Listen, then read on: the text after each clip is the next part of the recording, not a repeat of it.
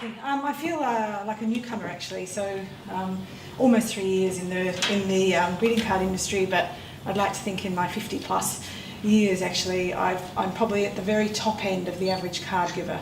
So I am a prolific writer of cards, and you don't need to do much to get a card from me actually. So I like to think that's my credentials. So for me, the thing about today, I guess, I start by saying the reports of my death have been greatly exaggerated. And the reason I say that is because I spend quite a lot of time in the city with investors, analysts, and the press, convincing them that card giving is in fact alive and well, and the card industry is not going to suddenly disappear. So it's refreshing to be able to stand in front of an audience today who absolutely understand the card giving tradition, and we've seen that in the numbers that people have been talking about so far. So despite the ongoing speculation that the card industry is in terminal decline, evidence from both industry data, our customer research, and from Card Factory's own performance demonstrates that if anything, there is a move back to the emotion of giving a physical card, to both celebrate the moments and share sentiments. But what is changing is both the occasions, and Moonpig already shared some of that, and the age profile of card givers. But as well as the reports of the death of card giving, it will not have escaped your attention that Card Factory has been the subject of some interesting headlines of late, in which it suggested that we're not doing well as a business. So this afternoon, I just want to reassure that both card giving and Card Factory is indeed in good health. So in this room, we have the collective responsibility to ensure that we understand the card-giving nation and that we look after them and serve them well. So I'd like to share with you some of the data, some of which you may have already seen. So our research is predominantly done through an independent consulting firm who takes industry data, sucks out the estimate of Card Factory, puts in the actual Card Factory, and so that's how we come up with our data. And then we also do quite a considerable amount of customer research, some of which is accompanied. So for the retailers in the room, we've probably been into your shops with quite a few customers. So ours is a combination of consumer research, qualitative and quantitative, and this work from our consultants who work with us on it. So the first chart I'll put up is the growth, and for those of you who are eagle-eyed amongst you, you will notice that this is slightly different to the GCA data. So, you know, I don't want to bore you with the detail of why that is, but what I will say, what's really important is the direction of travel is very consistent with the GCA data. And that is that volume is slightly down and that value is in growth.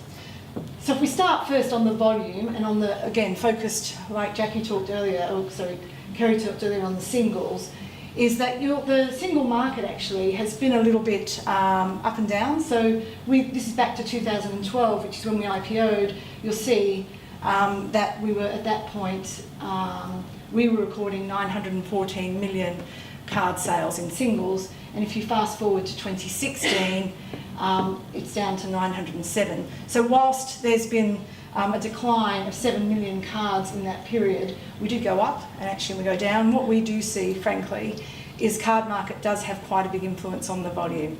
So we can see our incremental volume pretty much impacts in what you see in this data. So over that period, obviously, there's been a decline of 7 million single cards. Card Factory in the same period, just for interest, has grown by 10 million.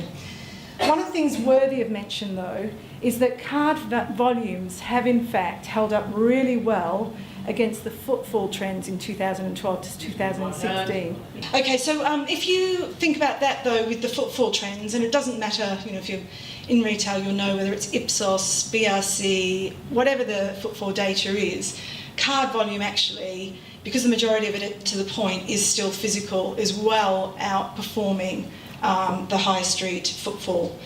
In value terms, which is the next chart, what you'll see there is that it does continue to grow. And again, over the period 2012 to 2016, if we just focus on singles, that has grown by £80 million. Now, I guess, sure, you could say that's chicken and egg. So if you raise your prices, of course, you're going to raise value in the market. But our own experience and customer research suggests that what many of you in the room already know, and that is that the customer wants choice, and they will spend according to what they can afford and what is appropriate for the person for whom they're buying the card.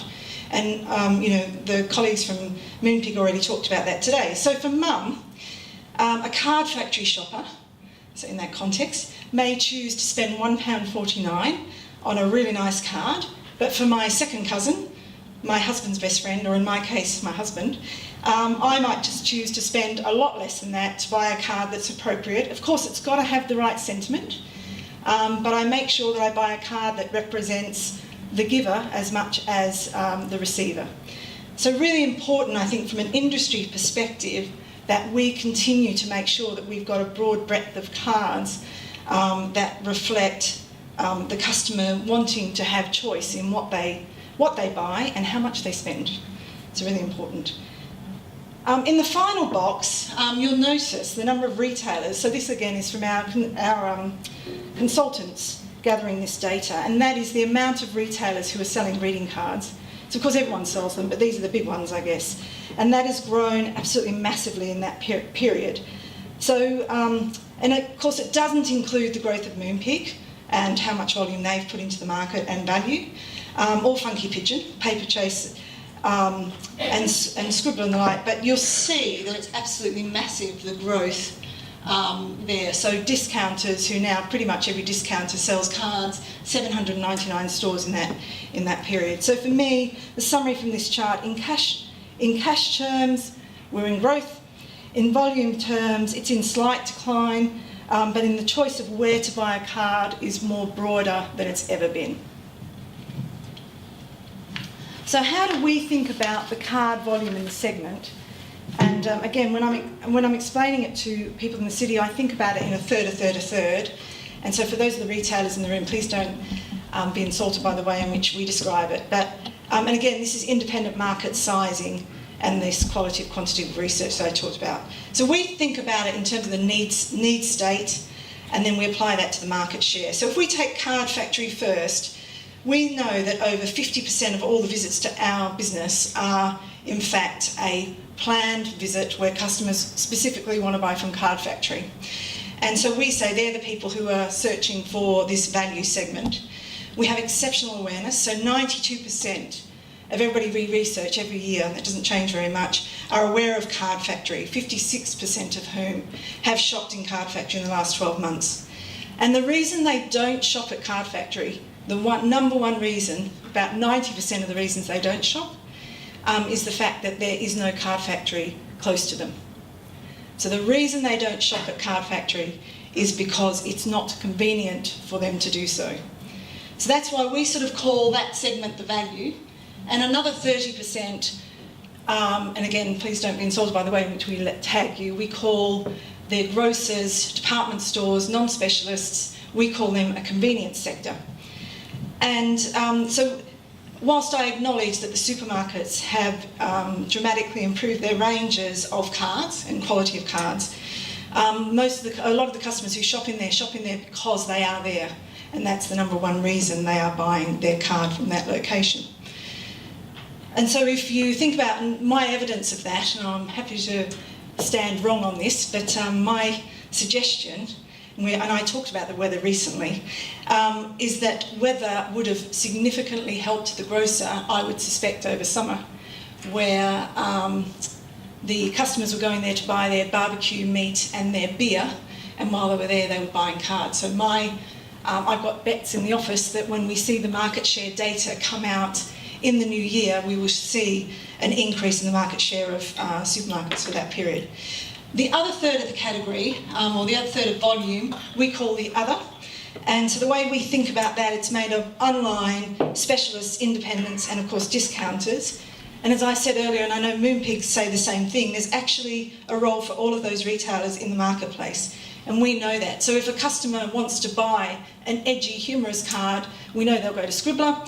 If they want to buy a nice card for someone who's really special, for them they want to buy something unique, they would go to an independent, and so forth. So for us, that's how we think about the other third of the market.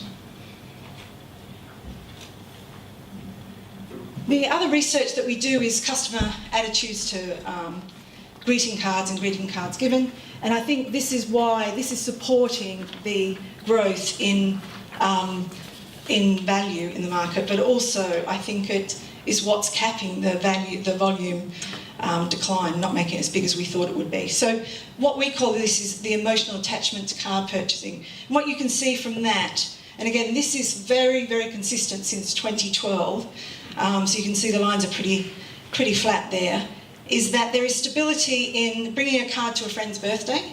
There's stability in taking a card when you're attending a wedding. The same when you're sending a card with your child when they go to a birthday party. And Valentine's Day, interestingly enough, is in growth. And we've talked about our figures, again, you'll see them when we publish the results, but Card Factory had the best summer season, spring seasons ever. Okay, so we've had a historic, really high on our seasonal volume. And Valentine's Day was off the Richter scale. Mother's Day was off the Richter scale, as was Father's Day. And I agree with what Moonpig was saying. I think it's about people buying into that season and getting just the right card that says the right thing and making sure we have that available. For Valentine's Day, really interesting. It was, and I think others would have seen that, just the different captions, wasn't it? To my mum, to my son, to my daughter, to the dog. I don't have a dog. But, just a really different pattern of captions for Mother's Day. For Valentine's Day. And I think what we took away from that is just the importance of sentiment. And not to, when I was growing up, Valentine's Day was to your secret, the person who you were in love with. I'm probably showing my age. But, these days it's more about sharing sentiment. And so we saw in our research quite a few teenage girls, so I'm sure not Kerry's daughters would have bought from us, but quite a few teenage girls who were buying cards for other people.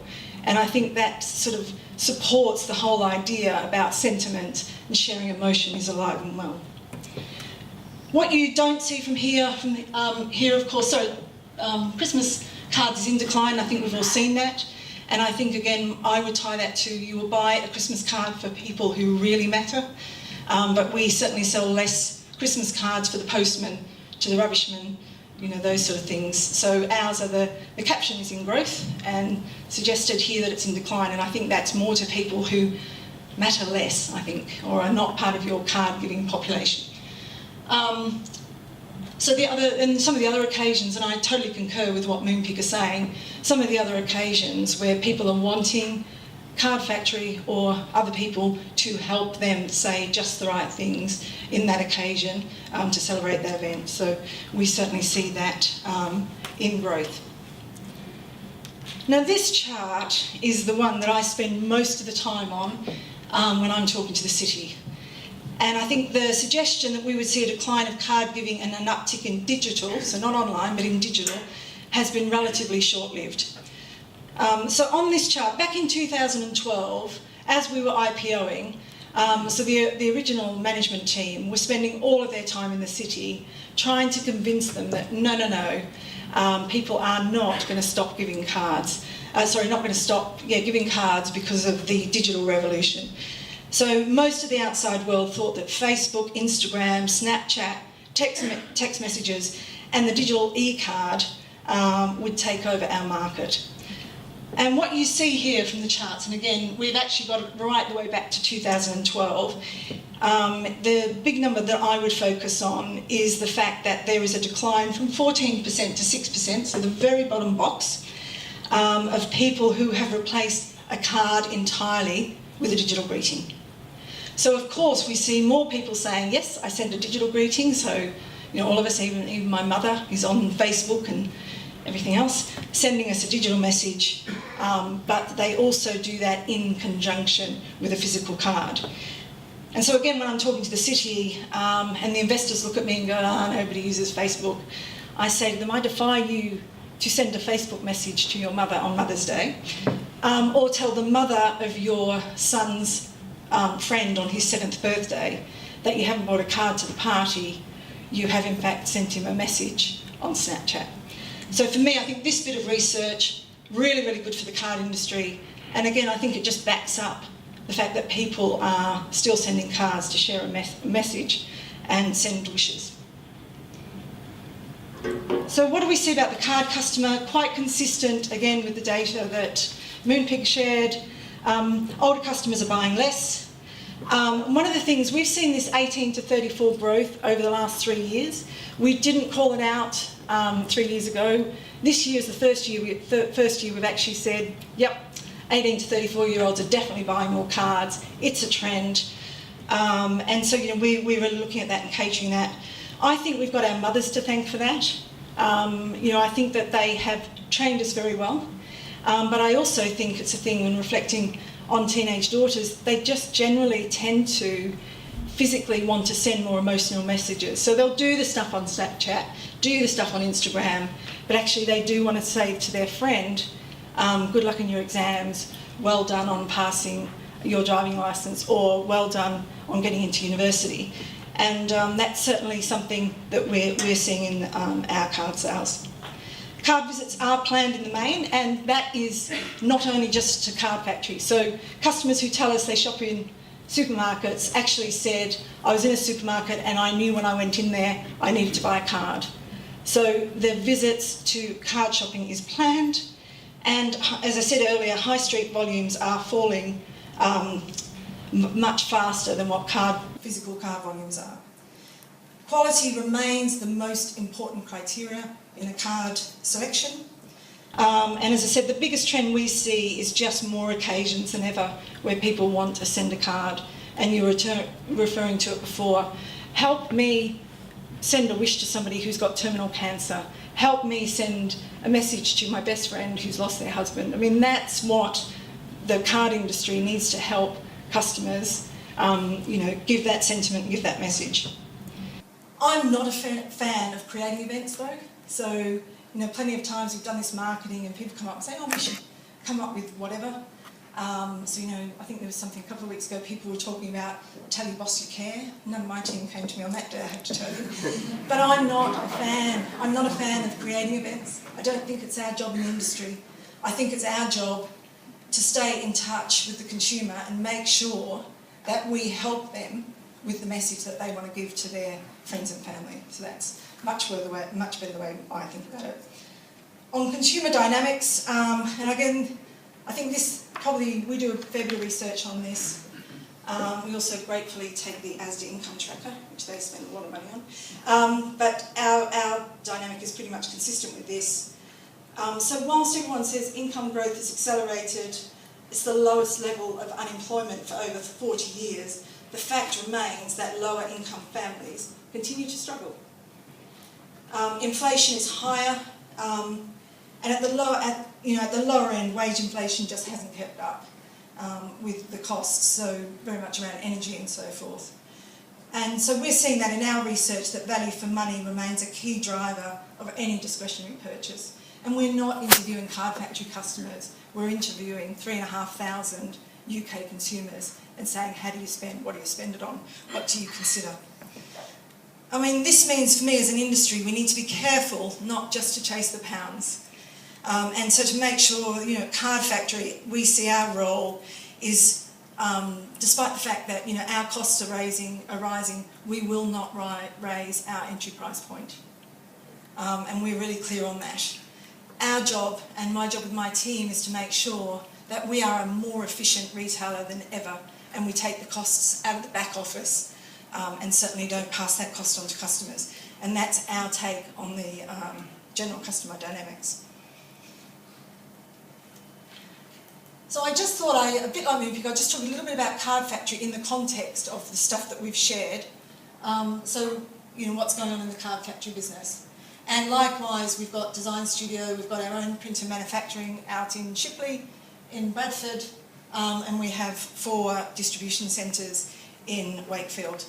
So let me just give you some numbers on the board.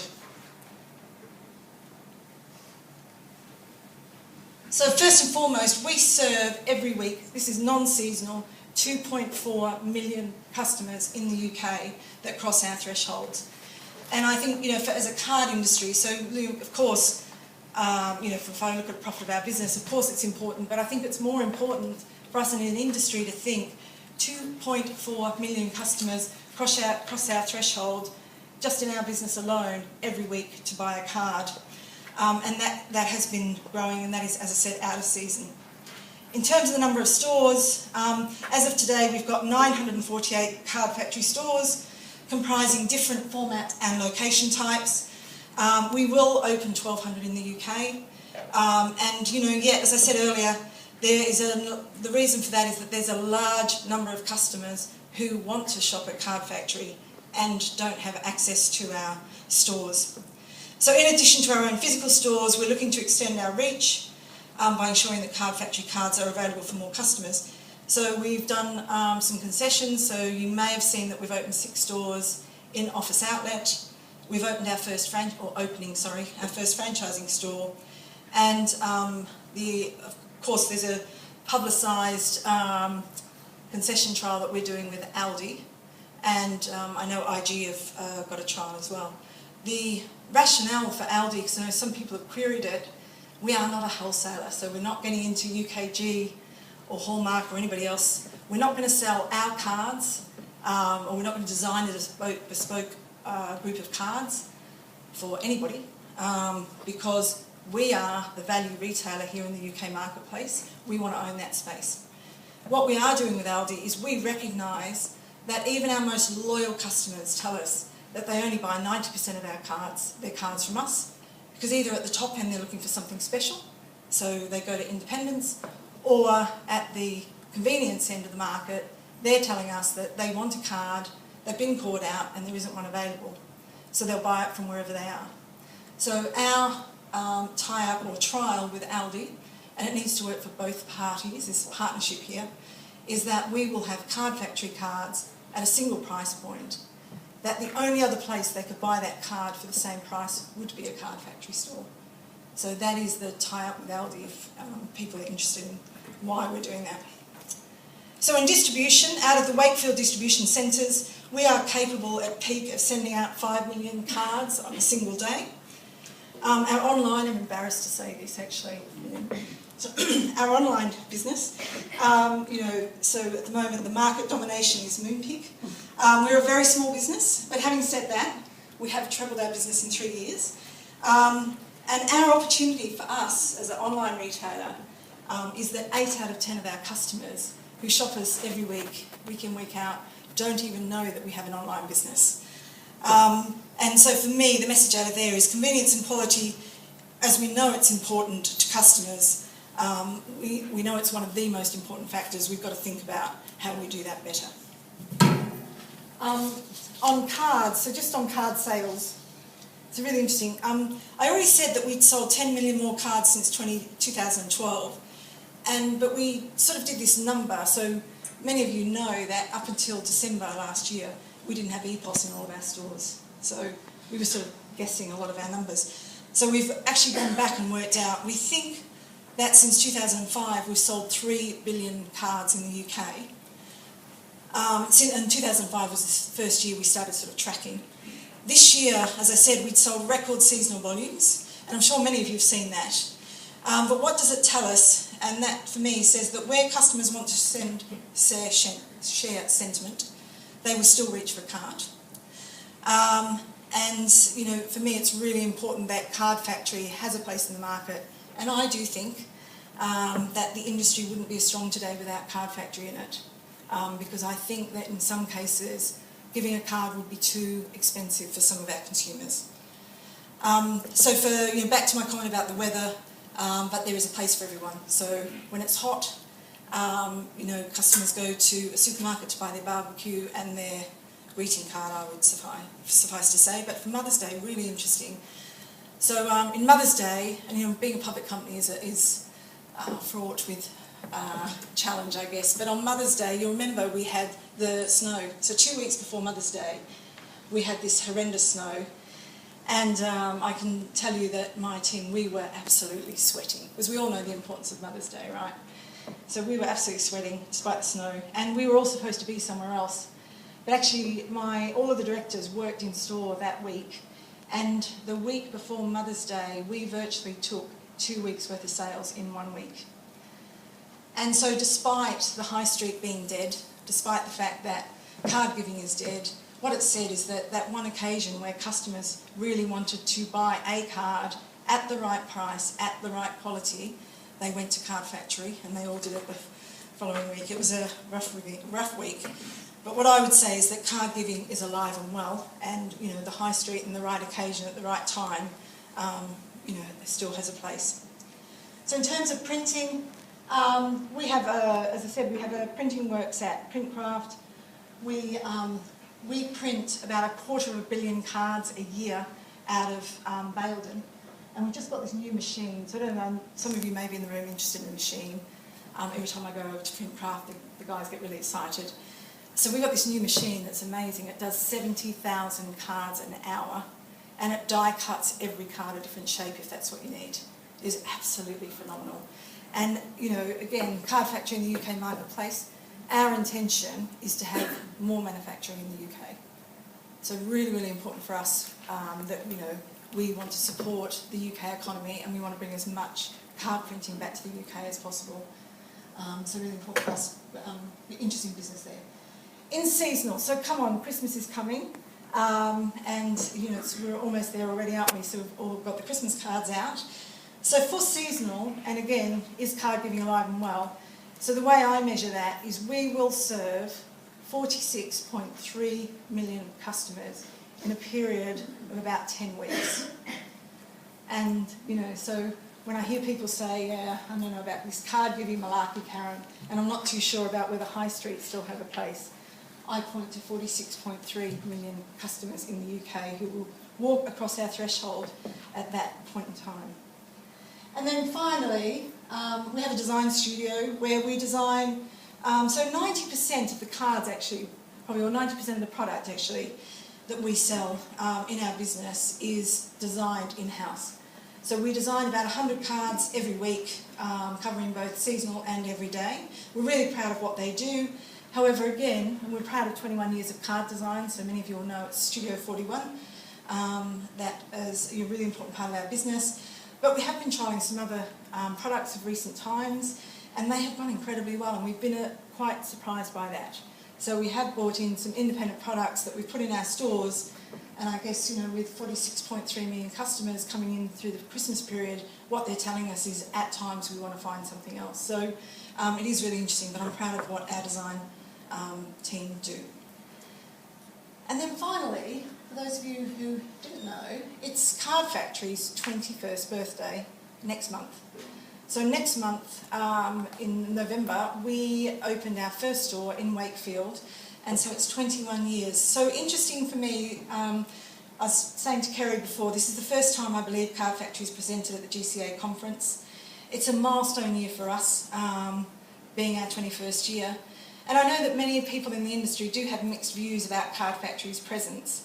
I think what you should know is we are proud of being part of the Greeting Card Association. We're proud of being part of the greeting card industry. Clearly, financially it means as much to us as it does to many of you in the room, that we keep card giving alive and well. And I think what's really, really important is that I speculate that card giving, in whatever guise, will be alive and well in years to come. And as market leader by volume, we intend to continue to be an important part of the industry and making sure that card giving is affordable for all the consumers in the UK. So thank you very much.